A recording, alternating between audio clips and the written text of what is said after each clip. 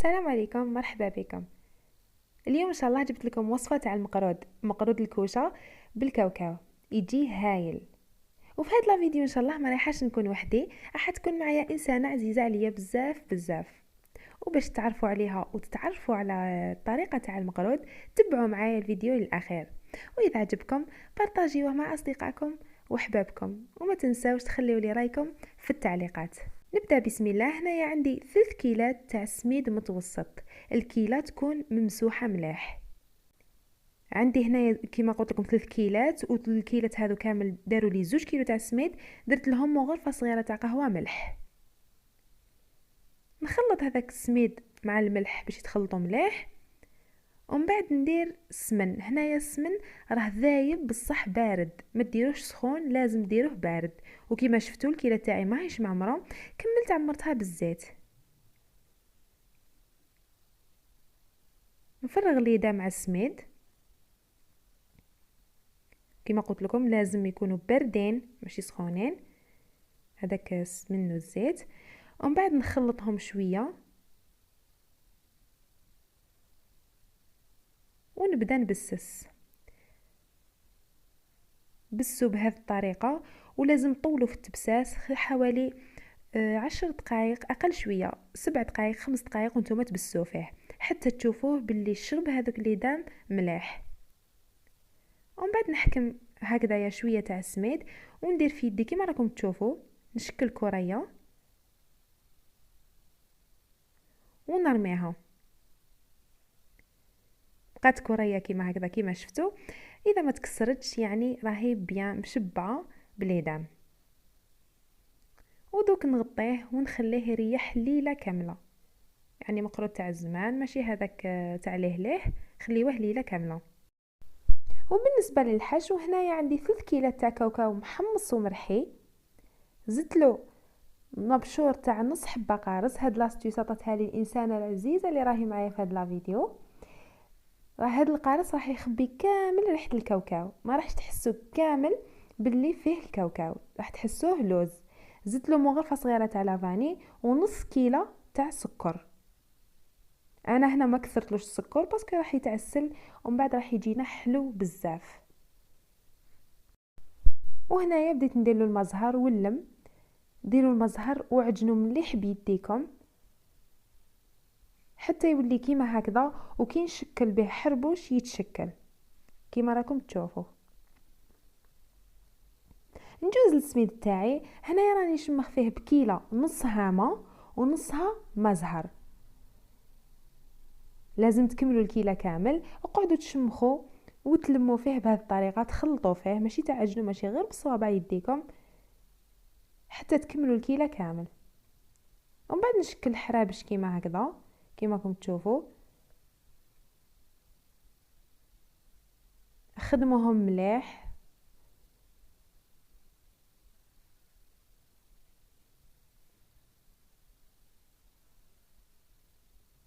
ومن بعد ديروا حفرة في الوسط كيما راكم تشوفوا، ونحطوا الكاوكاو لداخل.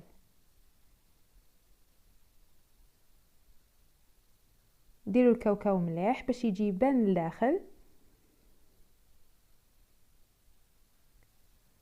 وكي تكونوا تغلقوا فيه اغلقوه مليح وزيروا باش الحشو تاعكم ما يخرجش.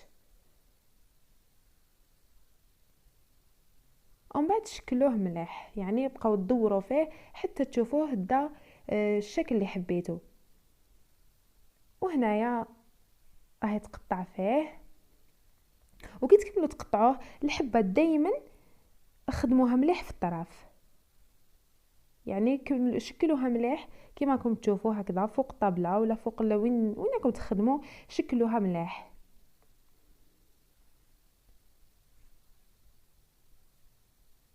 نكملوا نشكلوه كامل. وكيما راكم تشوفوا انايا راني نقطع لازم نعبر بصبعتي هكذايا. وبيان سور راني نشوف فيها ونتعلم ونشوف كيفاش تقطع وكيفاش لازم ليكسبيريونس عندها.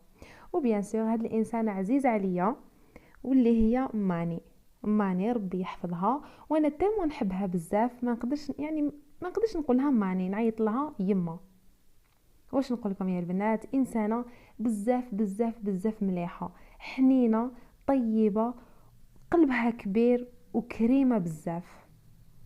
واش نقول لكم على طيابها، عندها واحد البنه ما شاء الله، وبلا ما قرات ولا راحت تعلمت ولا من عند ربي، ملي كانت صغيره طيابها بنين.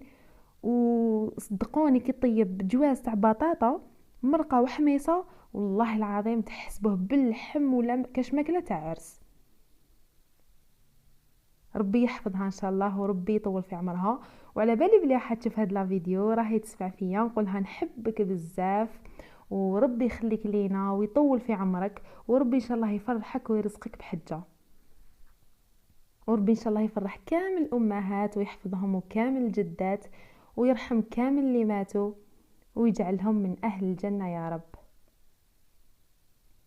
بعد ما كملنا شكلنا المقرود وحطيناه في السنيوه، احنا البنات ما نقولوش مقروط، احنا في المنطقه تاعنا نقولوا المقرود، هكا نسميوه. كيما قلت لكم كملنا شكلنا كامل المقرود، درناه في السنيوات وحطيناه يطيب، والكوشه كانت سخونه مليح. وهذا الحربوش التالي راح يتكمل فيه يما.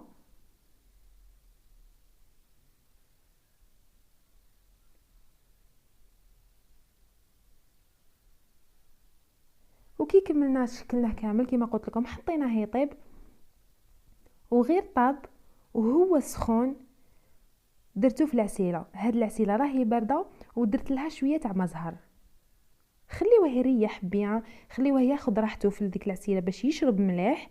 خليوه حوالي ربع ساعه 20 دقيقه يكون يشرب، ومن بعد نحيوه وخليوه يقطر.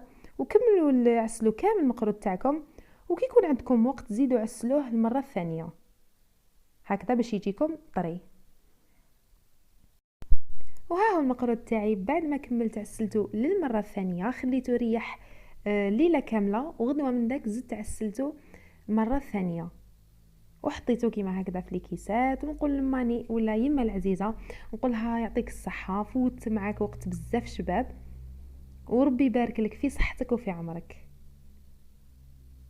وهذا هو المقروض جا هايل. وحبيت نقول لكم برك ما تنساوش الزبده في الحشو، هذيك الزبده راح تخليه يجي طري. ديروا مغرفه زبده. نقسم معكم الحبه، شوفوا كيفاش جا طري ومعسل داخل، جا مشمخ هايل. شوفوا كيفاش جا. نتمنى لا فيديو تاع اليوم تكون عجبتكم، والوصفه هذه كيف تكون عجبتكم،